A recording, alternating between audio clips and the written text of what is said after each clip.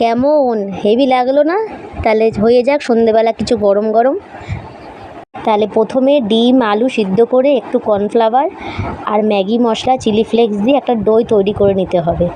তারপর ছুরি দিয়ে ত্রিকোণাকারে কেটে ওই যে আমি চিজ কিউবগুলো রেখেছি সেগুলো মাঝখানে দিয়ে এরকম একটা শেপ দিয়ে নিতে হবে। প্রত্যেকটা শেপ আমি রেডি করে রেখেছি।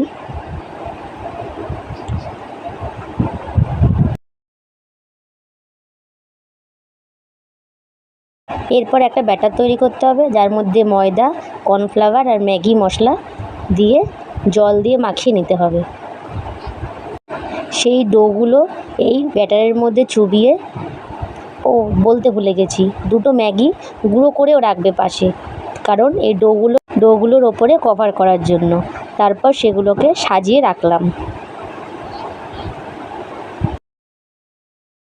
এরপর কড়াইয়ে সাদা তেল দিয়ে এক একটা বল আমি ছেড়ে দিলাম।